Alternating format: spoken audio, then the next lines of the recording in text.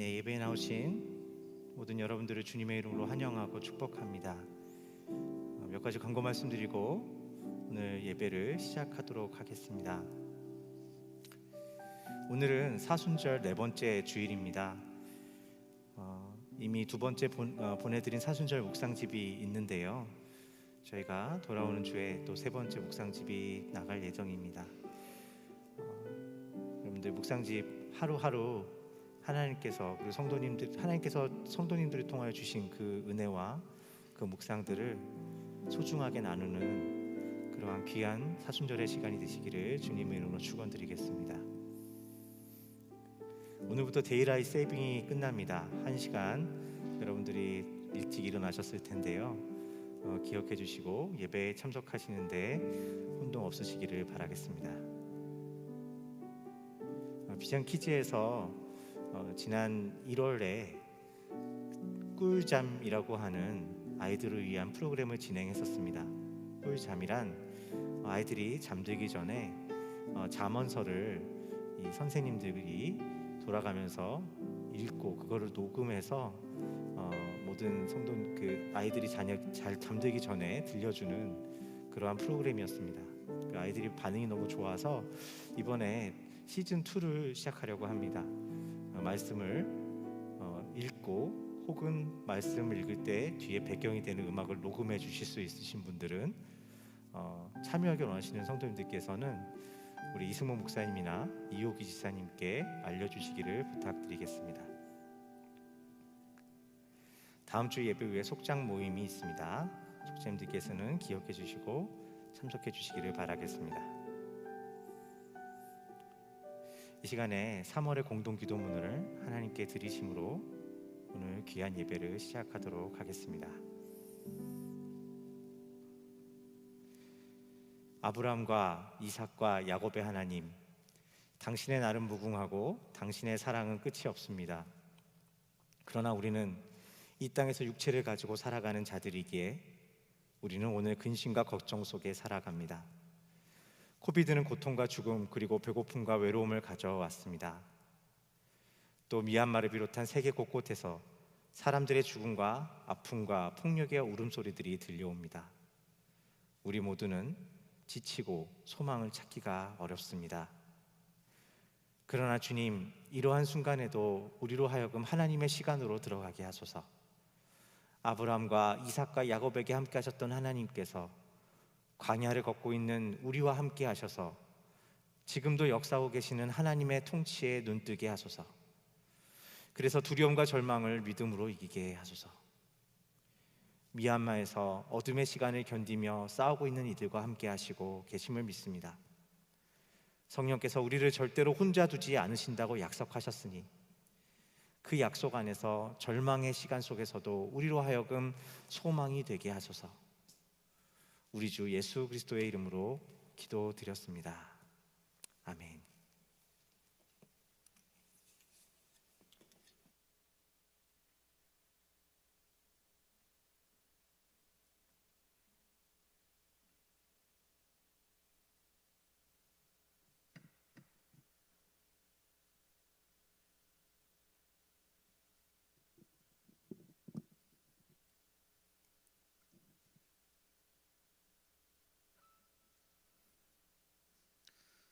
할렐루야. 3월 14일 주일 예배 주님께 찬양으로 올려드리겠습니다.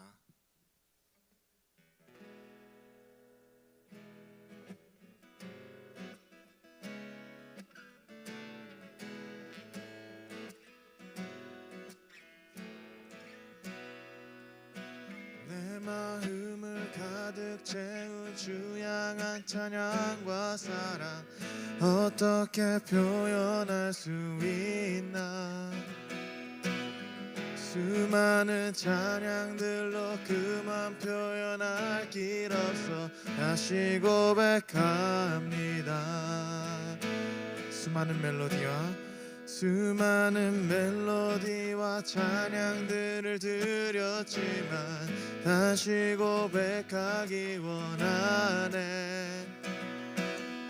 주님은 나의 사랑 삶의 중심 되시오니 주를 찬양합니다.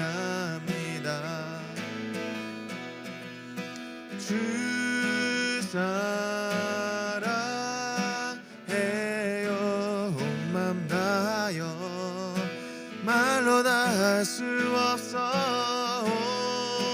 주 사랑해요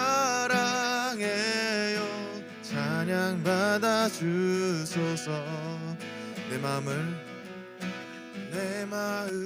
가득 채우 주 향한 찬양과 사랑 어떻게 표현할 수 있나 수많은 찬양들로 그만 표현할 길 없어 시 고백합니다 주 사랑해요 온 맘 다하여 말로 다 할 수 없어 주 사랑해요 찬양 받아 주소서 주 사랑해요 주 사랑해요 온 맘 다하여 말로 다 할 수 없어 주 사랑해요 찬양 받아 주소서 주님 사랑 다시 고백하는 새날 신감사해요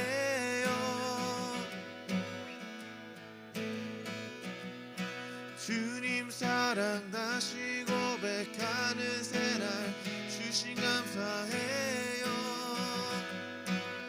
주님 사랑 다시 고백하는 찬양 주신 감사해요 다시 한 번 더 주님 사랑 다시 고백하는 새날 주신 감사해요 주 사랑해요 주 사랑해요 온 맘 다하여 말로 다 할 수 없어 주 사랑해요 찬양 받아 주소서 다시 한 번 더 주 사랑해요 주 사랑해요 온 맘 다하여 말로 다 할 수 없어 주 사랑해요 찬양 받아 주소서 찬양 받아 주소서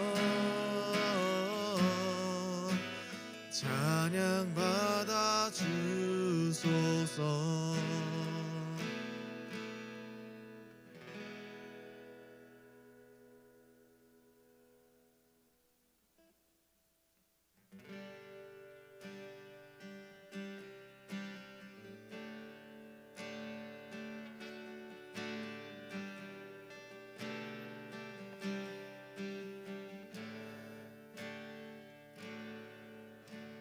소망 없는 내 삶이 새 생명 허락하신 날 향한 주님의 은혜 놀라운 주님의 사랑 삶의 문제 힘겨워 눈물만 들일 때도 날 안아주시는 주님 한없는 주님의 사랑 나 찬양하네 나의 믿음 주께 드려 나의 삶이 주를 향해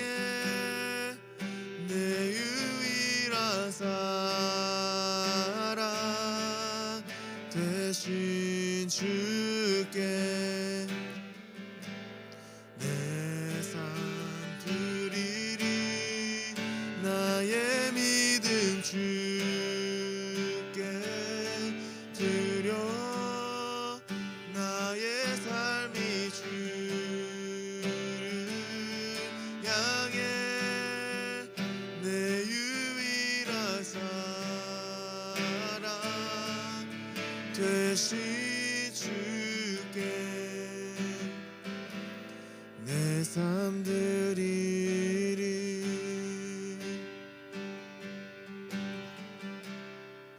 처음부터 고백해서 소망 없는 내 삶에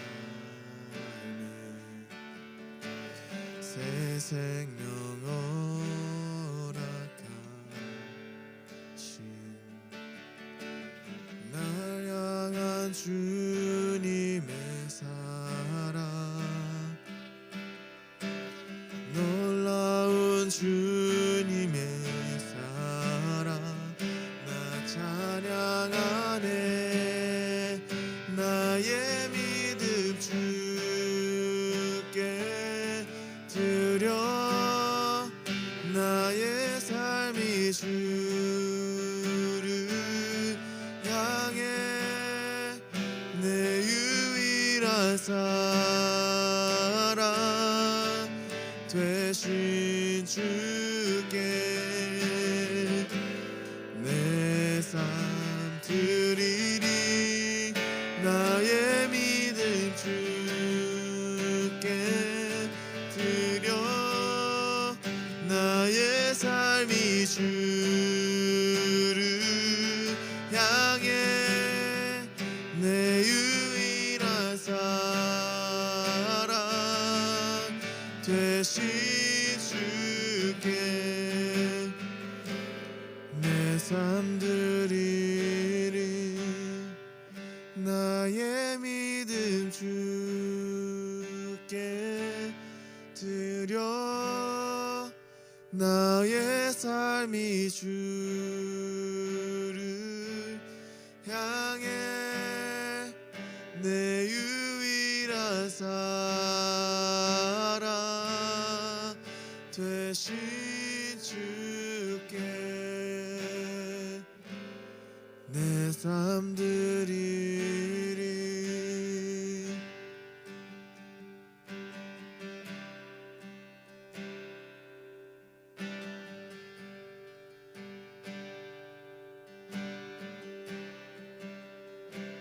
그렇습니다.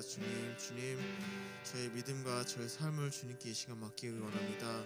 이 예배의 중심이 되시고 예배의 주인이 되시고 예배를 받게 합당하신 주님께 아버지 하나님 저희 나아갑니다. 저의 마음과 삶과 저의 모든 허물과 저의 아픔과 외로움과 저의 고통과 모든 것들을 주님께 다 내어드립니다. 주님 받아주시고 저희를 새롭게 하시옵소서. 주님 아버지 하나님 말씀 안에서 저희가 새롭게 되기 원합니다. 주님 아버지 하나님 말씀을 간구하며 이 시간 예배를 위해서 또한 목사님을 위해서 기도하시면서 나아가겠습니다. 기도하시겠습니다.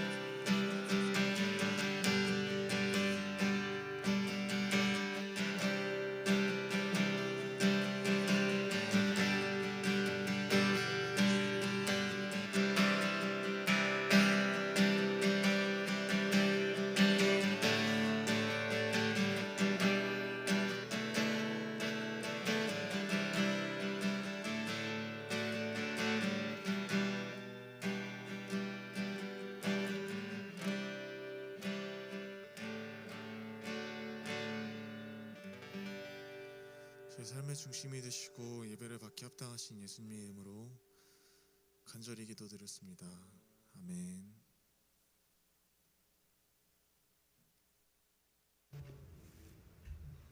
생명의 주관자이신 전능하신 하나님 아버지, 말씀과 진리, 자유와 생명을 주시고도 언제나 부족한 저희를 어김없이 사랑과 자비로써 품어주셔서 감사드립니다.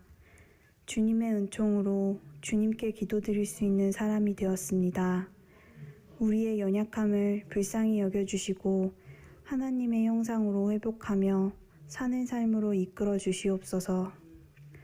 또 주님이 우리 인생의 주인이라는 것을 다시 한번 깨닫는 예배가 되게 하여 주시고 믿음을 굳건하게 하는 귀한 시간 되게 하여 주시옵소서.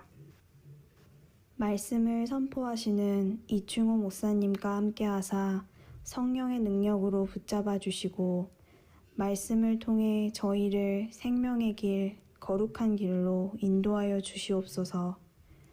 오늘 예배드리는 비전교회 각 가정이 감사의 예배로 주님을 기쁘시게 하기를 원하오며 이 땅에 평화로우실 예수님의 이름으로 기도드립니다. 아멘.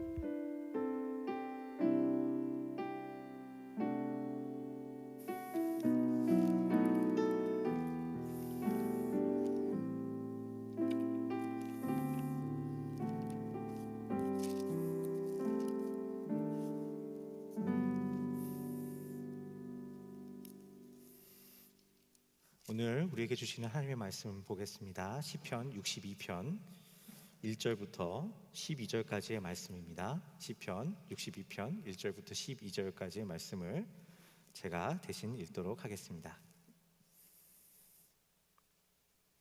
나의 영혼이 잠잠히 하나님만 바라며 나의 구원이 그에게서 나오는도다. 오직 그만이 나의 반석이시오 나의 구원이시오 나의 요새이시니 내가 크게 흔들리지 아니하리로다. 넘어지는 담과 흔들리는 울타리 같이 사람을 죽이려고 너희가 일제히 공격하기를 언제까지 하려느냐. 그들이 그를 그의 높은 자리에서 떨어뜨리기만 꾀하고 거짓을 즐겨하니 입으로는 축복이요 속으로는 저주로다. 나의 영혼아 잠잠히 하나님만 바라라. 물은 나의 소망이 그로부터 나오는도다. 오직 그만이 나의 반석이시요 나의 구원이시요 나의 요새이시니 내가 흔들리지 아니하리로다. 나의 구원과 영광이 하나님께 있으며 내 힘의 반석과 피난처도 하나님께 있도다. 백성들아 사시로 그를 의지하고 그의 앞에 마음을 토하라. 하나님은 우리의 피난처시로다. 아 슬프도다. 사람은 입김이여 인생도 속임수이니 저울에 달면 그들은 입김보다 가벼우리로다. 포악을 의지하지 말며 탈취한 것으로 허망하여지지 말며 재물이 늘어도 거기에 마음을 두지 말지어다. 하나님이 한두 번 하신 말씀을 내가 들었나니 권능은 하나님께 속하였다 하셨도다. 주여 인자함은 주께 속하오니 주께서 각 사람의 행한 대로 갚으심이니이다. 오늘 우리에게 주시는 하나님의 귀한 말씀입니다. 말씀 주시니 감사합니다.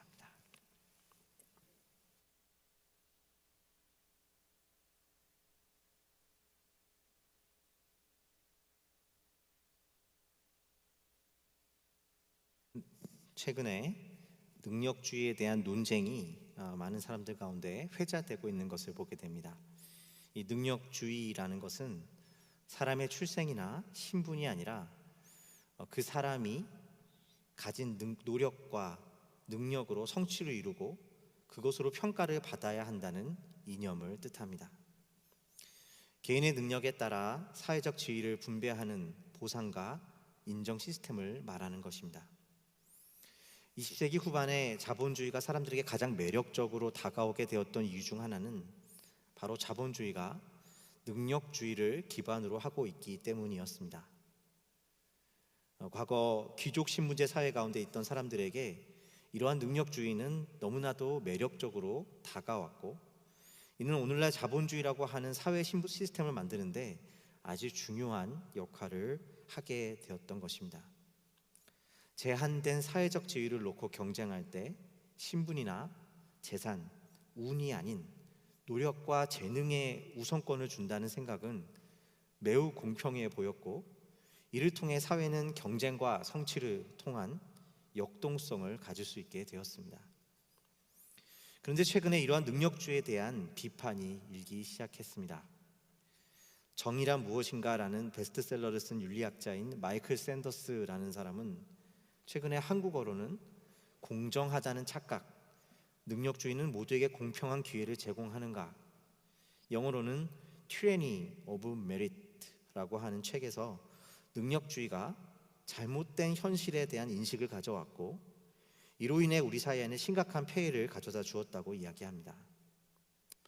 공정함과 이를 통한 경쟁 속에서 우리 사회에 역동성을 부여하고 또 그로 인해 진보를 이루었던 그런 능력주의가 도리어 이제는 우리 사회 안에 소위 성취를 이룬 사람들에게는 그것이 나의 것이라는 아니란 생각을, 성취를 이루지 못한 이들에게는 박탈감과 좌절감만을 가져다 주는, 결국 이전의 신문제 질서에서와 같이 사회를 경직시키게 만들어 주었다는 것입니다.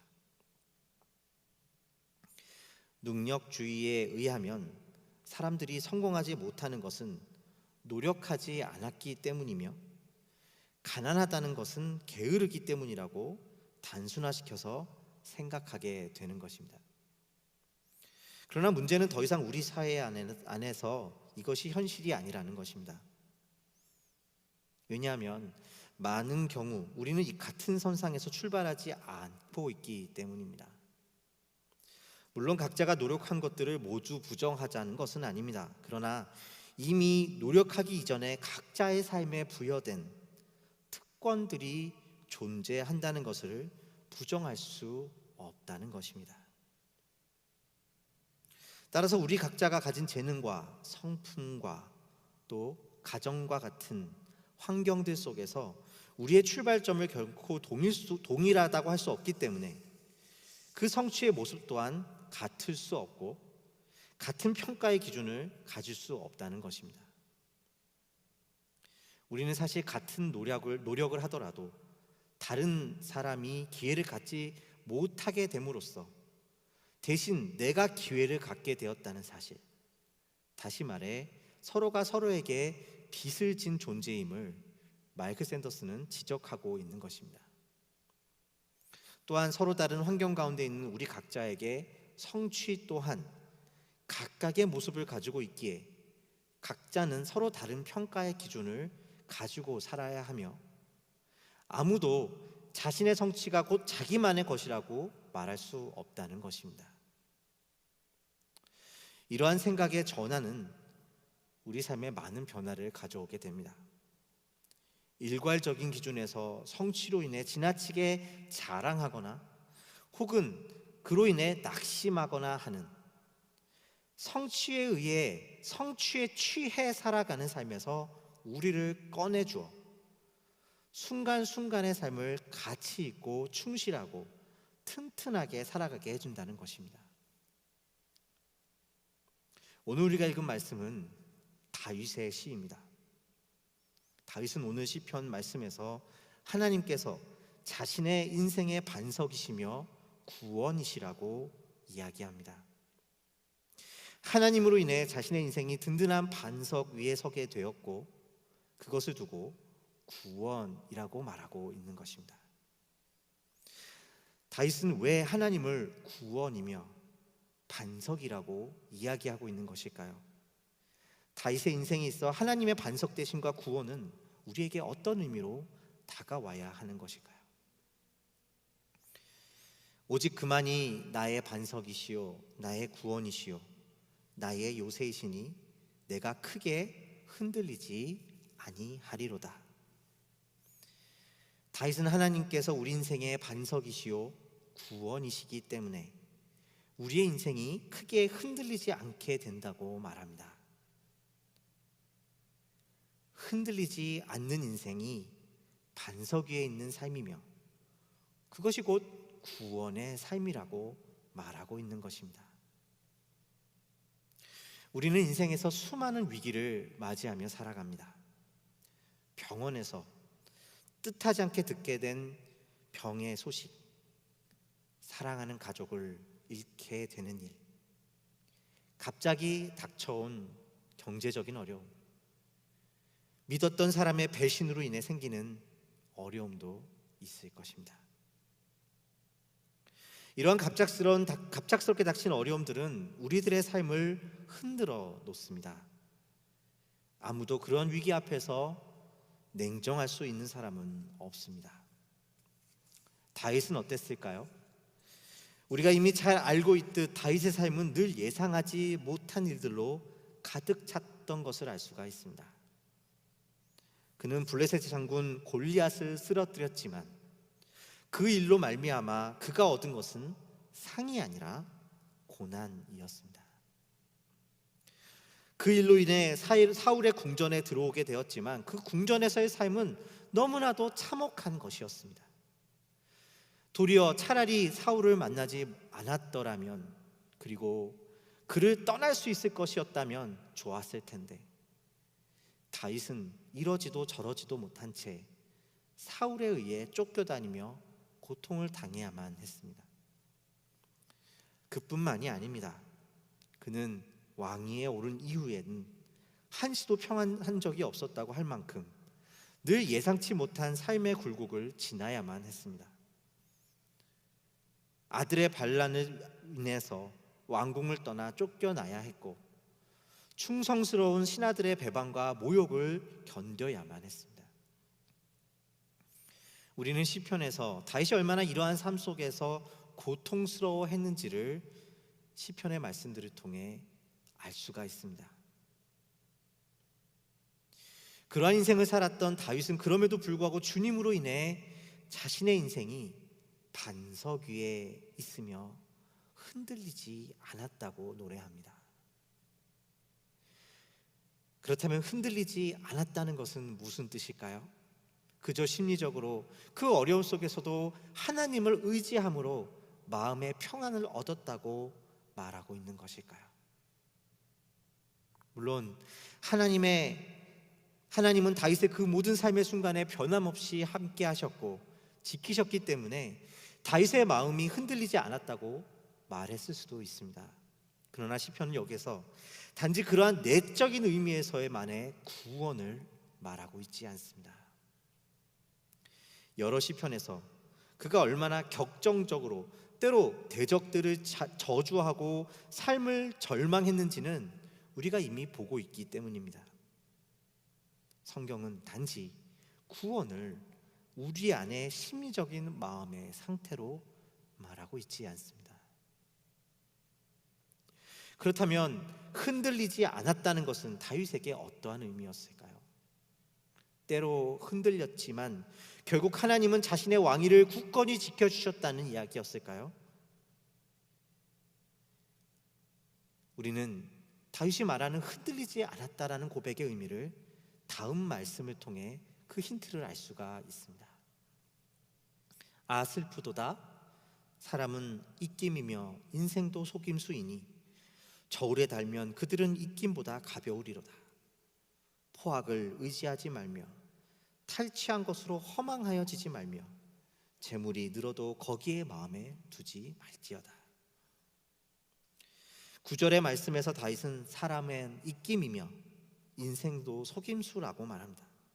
이 말씀을 조금 더 바른 이해를 위해 영어 성경으로 한번 보면 이와 같습니다. ESV 버전입니다. Those of low estate are but to breath. Those of high estate are delusion.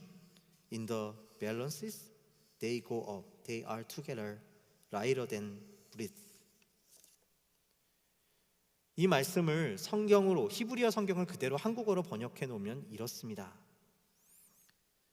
참되고 참된 사실 하나. 비천한 처지의 사람은 연기와 같고 높은 곳에 있는 사람들은 속임수와 같다. 왜냐하면 비천한 사람이든 높은 곳에 있는 사람이든 저울에 달면 모두가 한숨뿐이더라. 다윗은 높은 자리에 앉거나 낮은 자리에 있거나 재물이 늘거나 비천해지거나 그것이 모두 다 같이 한숨과 같다고 말하고 있습니다. 그리고 그것이 우리를 속이는 인생의 속임수라고도 말합니다. 이 말씀은 모든 것이 덧없다는 허무주의가 아니라 우리의 모든 삶의 순간순간 속에 높음이나 낮음이나 하나님께서 신실하시다는 고백입니다. 그리고 또한 하나님은 우리의 인생보다 귀하시다는 고백입니다. 다윗의 삶은 끊임없는 예상치 못한 일들의 연속이었다고 말씀드렸습니다. 그 예상치 못한 일들 중에는 물론 앞서 이야기한 것과 같은 다윗에게 고통을 주는 삶의 굴곡도 있었지만 그것만이 전부는 아니었습니다. 그가 애초에 하나님의 선택을 받고 왕이 된 것을 보면 그의 인생의 그 예상치 못한 일들은 그에게 은혜로 여겨지게 되기도 하였습니다. 사무엘상에 보면 선지자 사무엘이 하나님의 명령을 받고 다윗의 아버지 이새의 집에 찾아왔을 때 다윗은 들에서 양을 치고 있었다고 말합니다. 선지자 사무엘이 자신의 집에 온다는 이야기를 듣고 다윗의 아버지 이새는 자신의 모든 아들들을 그 앞에 세웁니다. 그러나 다윗만은 예외였습니다. 이새의 아들 중에서 하나님의 택하신 왕이 있다는 말씀을 듣고 온 사무엘 또한 사실 이새의 아들 중 장자의 근사한 외모를 보고는 하나님께서 그를 택하셨으리라고 생각하게 됩니다. 그러나 하나님은 사무엘에게 그가 자신이 택한 왕이 아니라고 말씀하십니다. 결국 뒤늦게 아버지의 부름을 받고 사무엘에게로 온 다윗을 보고 난 후에야 하나님께서는 그가 바로 택한 왕이라고 말씀하십니다. 다윗의 아버지 이새도 선지자 사무엘도 다윗 그 자신조차도 그가 하나님의 택하신 자가 되리라고는 생각하지 못했다는 것입니다. 또한 무엇보다 그의 택함이 그가 가지고 있는 자격이나 조건에 있지 않았음을 확인할 수 있는 말씀입니다. 하나님은 예상치 않은 다윗을 택하셨고 그에게 기름을 붓고 왕으로 세우셨습니다. 이후에 다윗이 소년으로서 골리앗을 쓰러뜨린 것 또한 예상할 수 없었던, 그래서 더욱 짜릿한 승리였을지도 모릅니다. 하나님은 다윗을 이와 같이 예상치 못한, 기대할 수 없는 자리에 올려놓으십니다.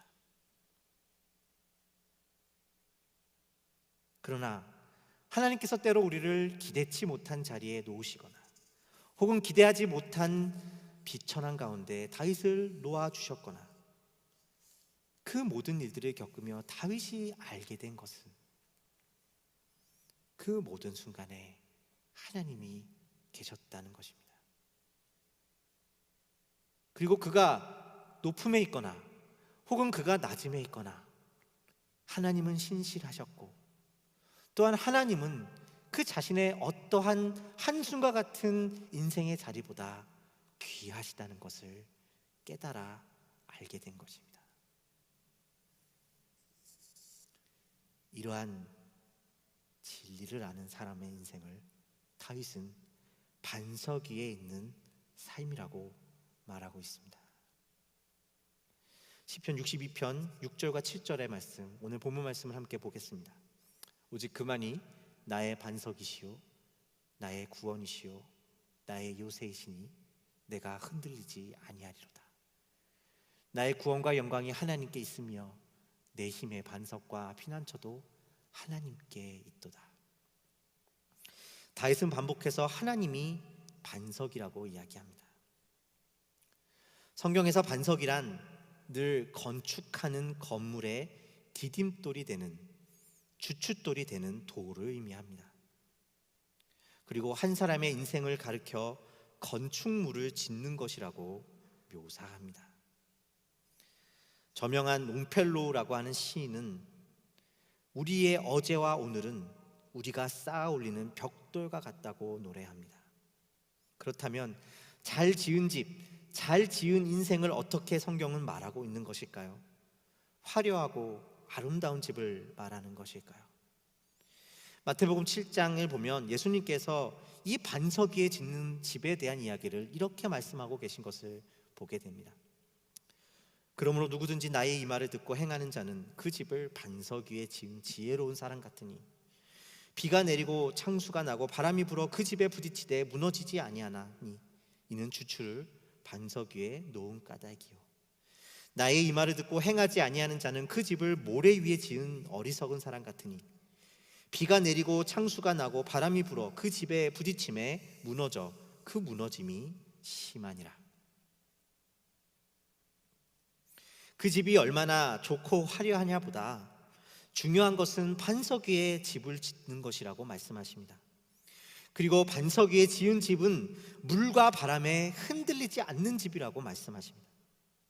그렇다면 반석 위에 집을 짓는다는 것은 어떤 의미일까요? 예수님은 하나님의 말씀을 듣고 행하는 것이 바로 반석 위에 집을 짓는 것이라고 말씀하십니다.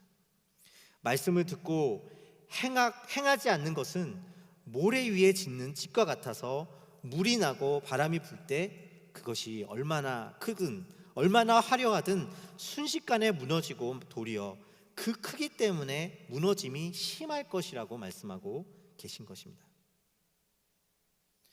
그러므로 이 말씀은 단지 말과 행동의 불일치를 말하고 있는 것이 아닙니다. 만일 그런 것이라면 굳이 예수님이 이와 같이 폭풍 속에서 무너지는 집으로 비유하실 이유가 없을 것이기 때문입니다.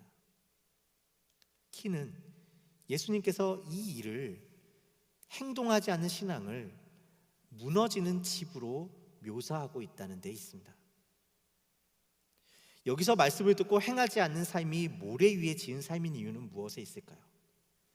우리의 인생에 홍수와 폭풍이 다가올 때, 그래서 때로 그것이 우리의 삶을 삼키는 것 같을 때 우리가 낙심하고 아무것도 행하지 않게 되는 이유는 하나님의 신실하심을 그 속에서 볼 수 없기 때문입니다. 우리가 가진 환경과 조건과 어려움 속에서 자신의 삶의 위치와 명예를 보면 거기에 주저앉아 아무것도 행하지 않게 됩니다. 해봐야 이루지 못할 것인데, 해봐야 내 삶은 여기에 멈출 것인데. 행함은 결국 우리가 가진 상황이 아니라 모든 순간에 신실하신 하나님으로 인해 그 가능한 모습 그대로의 열매를 맺으며 살아가는 것을 말합니다. 그리고 그것이 바로 실제로도 홍수와 바람과 같은 어려운 가운데서도 무너지지 않고 자신의 길을 걸어가는 모습으로 나타나는 것입니다. 또한 그 자체로 허무한 바람과 같은 삶에서 영원한 하나님 나라를 증거하는 반석 위의 삶을 살게 되는 것입니다. 반석 위의 집과 같은 인생이란 비천에 있든 높은 곳에 있든 말씀에 따라 행하는 삶을 말합니다. 모든 것이 영원하지 않는 세상 속에서 세상이 아니라 하나님의 말씀 안에서 세상이 무엇인지, 인생이란 무엇인지, 나의 창조 목적은 무엇인지를 깨달아 영원한 하나님 나라의 가치에 인생의 의미를 두고 행하며 살아가는 것입니다. 내가 가진 제약 조건, 나의 자리에 그 제약을 두지 않습니다. 반대로 모래 위에 지은 인생, 아무것도 행하지 않는다는 것은 우리가 처한 환경과 자리 때문에 스스로 아무것도 할 수 없다, 혹은 모든 것을 이루었다 생각하고 실제로는 하나님 나라를 위해서는 아무것도 행하지 않는 인생을 말하고 있는 것입니다. 그래서 우리가 선자리가 조금만 바뀌어도 낙심하고 무너지는 모래 위에 지은 집과 같은 인생입니다. 반석 위에 있는 인생이란 단지 삶의 위기 앞에서 우리의 삶이 얼마나 단단한가, 위기 앞에서 자기 자리를 잘 지키는가를 말하는 것이 아닙니다. 이 세상에서 어떤 자리에 올랐고 어떤 성취를 이루었으며 또한 어떠한 사람으로 기억되느냐가 아니라 하나님의 영원한 나라를 바라보며 그 가치 안에서 신실하게 모든 인생의 순간에 한순간 같은 우리의 명예의 자리가 아니라 영원한 하나님 나라를 기뻐하며 살아가는 것입니다. 그러한 인생을 두고 흔들리지 않는 반석 위에 있는 삶이라고. 그리고 주님 안에서 그러한 인생을 살아가는 삶을 두고 구원이라고 다윗은 노래하고 있는 것입니다.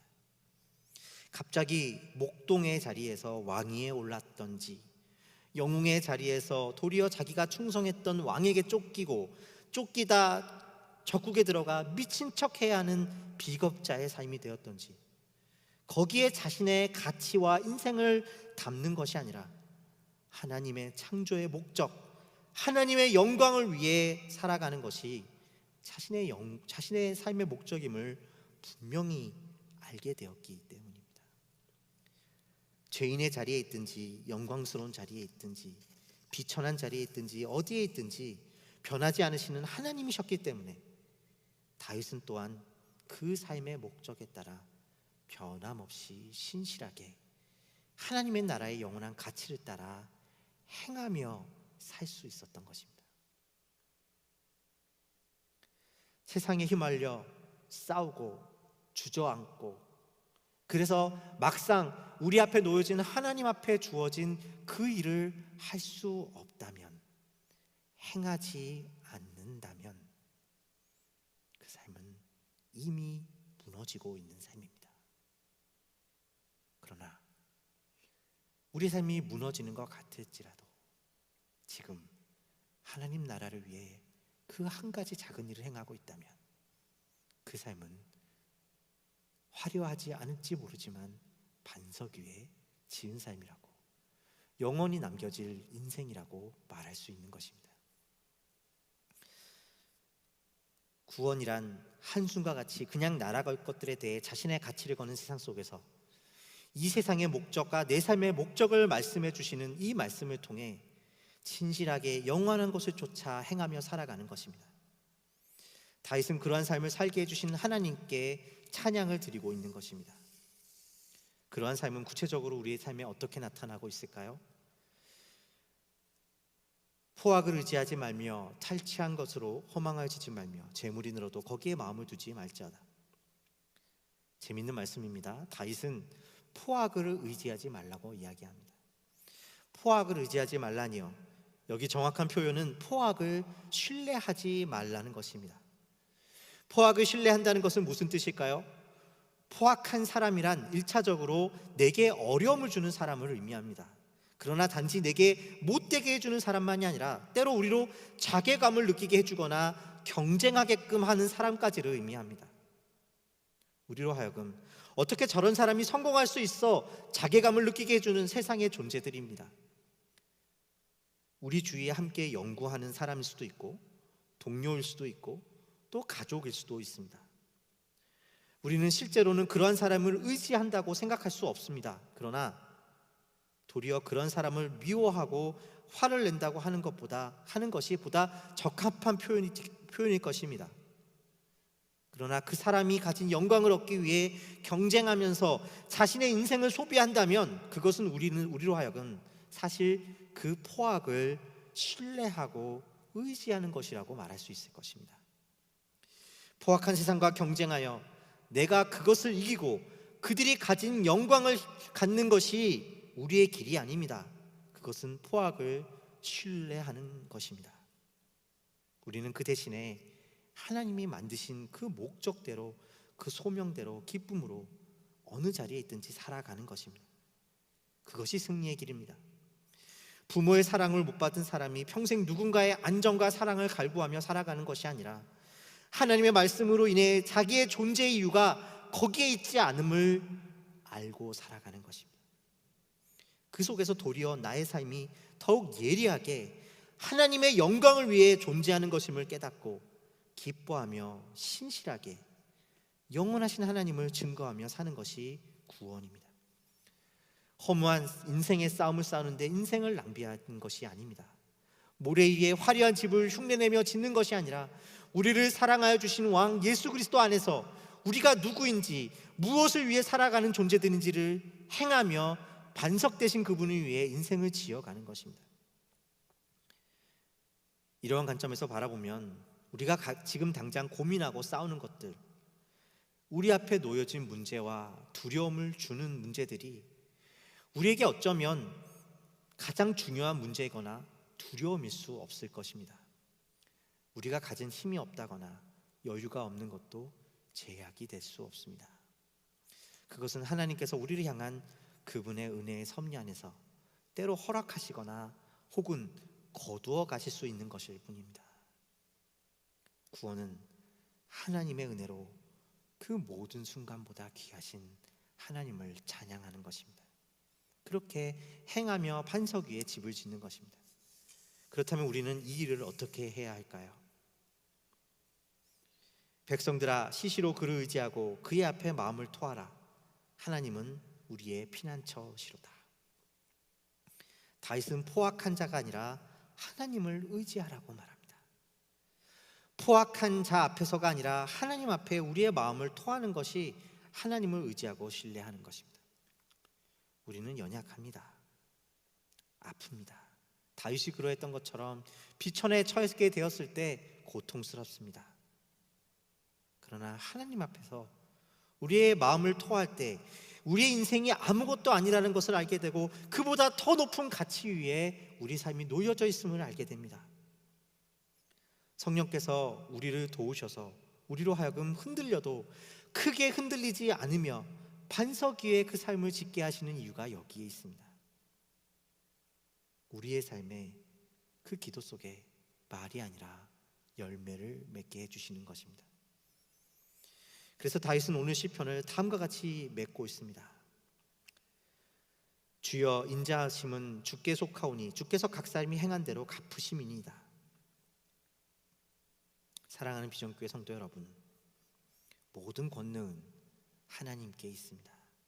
오늘 11절 말씀 우리가 읽진 않았지만 11절 말씀은 이렇게 기록되어 있습니다. 모든 권능은 하나님께 있다. 그리고 주님이 우리의 삶의 자리를 만들어 주신다.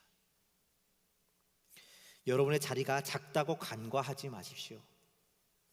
지금 잠시 일을 하다가 기도하는 것, 공부하다가 묵상하는 것, 손님과 여러분의 친구들과 학생들에게 말씀을 나누는 것 같이 여러분의 자리에서 하나님께서 우리를 부르신 그 복음의 길을 행하며 살아가십시오. 두려워하지 말고 오늘 기쁨으로 우리가 할 수 있는 자리에 할 수 있는 사람을 위해 하나님의 영광을 위해 살아가십시오. 포기하지 않고 기도하며 말씀을 전하며 위로하며 하나님 나라를 위해 신실하게 행하는 삶을 사십시오. 그래서 영원한 하나님 나라와 구원의 반석 되신 하나님을 증거하십시오. 여기에 하나님의 놀라우신 구원의 삶이 있음을 고백하십시다. 모든 상황 속에서 신실하신 하나님 아버지를 노래하며 세상에 어떤 것보다 강한 하나님 나라를 증거하시는, 그렇게 해서 오늘도 주님의 도우심으로 어느 곳에 있든지 말씀을 따라 행하며 반석 위에 집을 짓는 인생이 되시기를 주님의 이름으로 축원드립니다. 함께 기도하시겠습니다. 고맙고 감사하신 아버지 하나님, 오늘 우리에게 이 귀한 은혜를 허락하여 주셔서 감사합니다. 날마다 주님, 우리의 삶이 흔들릴지라도 주님 앞에 토로함으로 크게 흔들리지 아니하며 주님의 나라를 위해, 헛된 이 땅이 아니라 주님의 나라를 위해 행하는 반석 위에 짓는 인생을 살게 하여 주시옵소서. 주님께 감사 찬양을 드리옵고 우리 주 예수 그리스도의 이름으로 기도하였습니다. 아멘. 오늘 특송을 들으시면서 준비하신 헌금을 하도록 하겠습니다.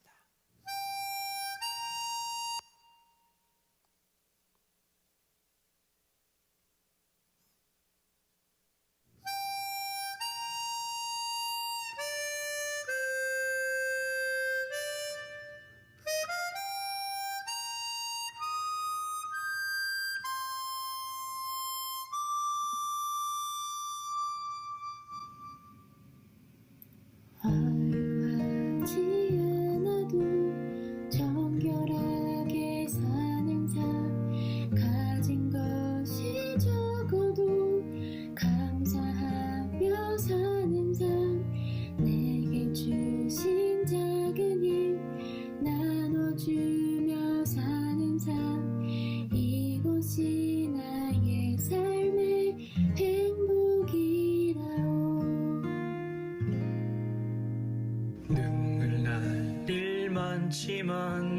기도할 수 있는 것 억울한 일 많으나 주를 위해 참는 것 비록 짧은 작은 삶 주 뜻대로 사는 것 이것이 나의 삶의 행복이라오.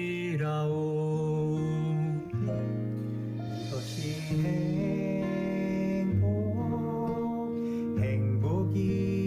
행복이라오. 세상은 알 수 없는 하나님 선물 이것이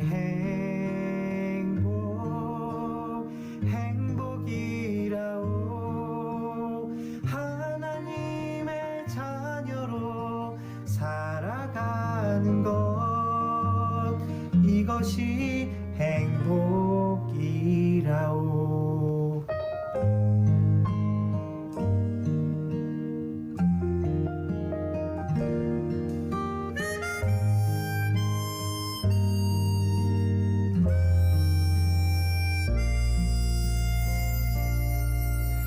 눈물 날 일 많지만 기도할 수 있는 것 억울한 일 많으나 주를 위해 참는 것 비록 짧은 작은 삶 주 뜻대로 사는 것 이것이 나의 삶의 행복이라오. 이것이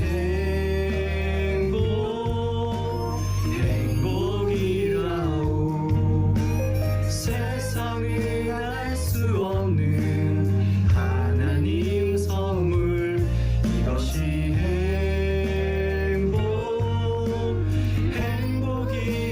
행복이라오. 하나님의 자녀로 살아가는 것 이것이 행복이라오. 이것이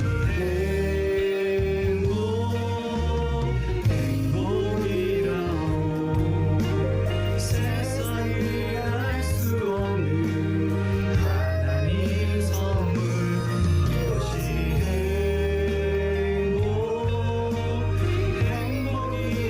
행복이라오.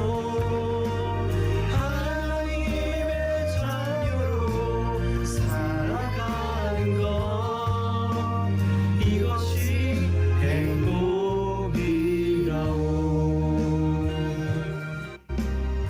이것이 행복이라오.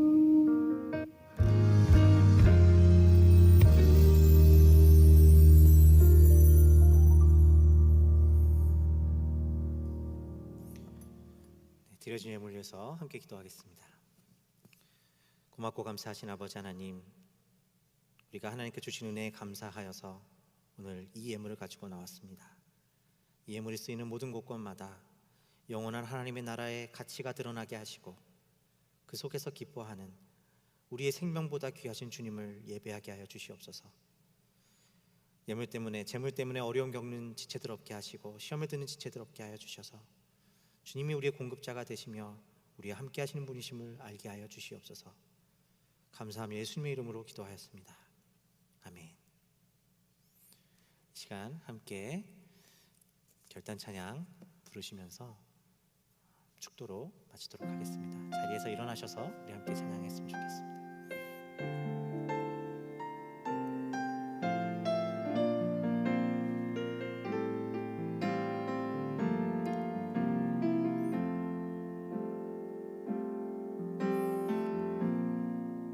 모든 상황 속에서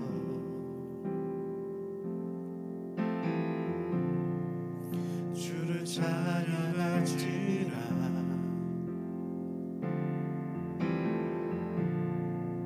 주는 너의 큰 상급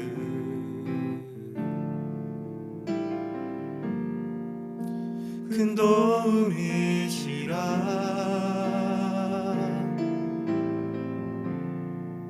주의 영을 구할 때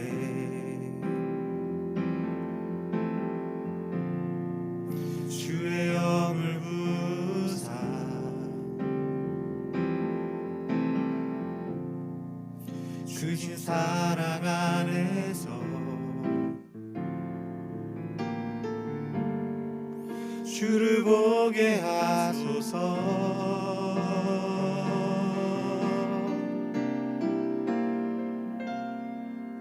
내 영혼이 확정되고 확정되어 싸우니 믿음에 눈 들어 주를 바라봅니다. 내 영혼이 확정되고 확정되어 싸우니 믿음에 눈 들어 주를 바라봅니다. 내 영혼이 확정되고 확정되어 싸우니 믿음에 눈 들어 주를 바라봅니다.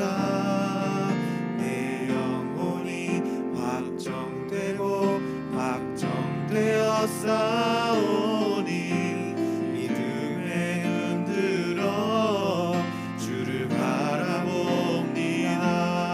주를 찬양할 때 주의 나라 이미 임했네. 주의 영원한 나라 주 보게 하소서. 주를 찬양할 때 주의 나라 이미 임했네. 주의 영원한 나라 주 보게 하소서.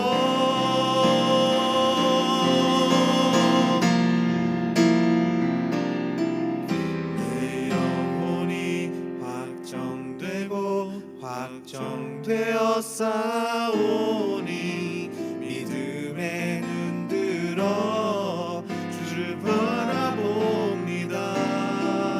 내 영혼이 확정되고 확정되어 싸우니 믿음에 눈 들어 주를 바라봅니다. 믿음에 눈 들어 주를 바라봅니다.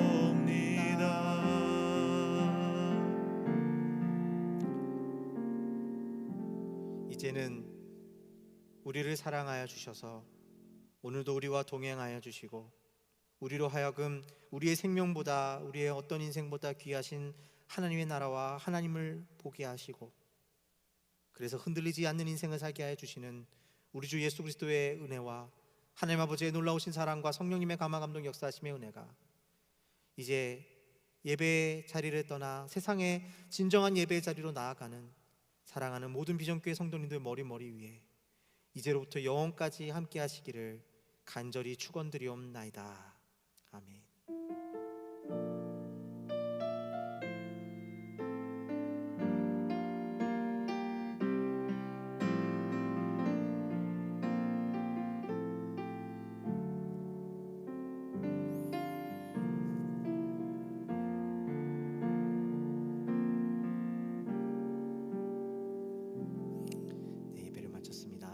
한 주간도 주님의 은혜 안에서 평안하시기를 주님의 이름으로 축원드리겠습니다.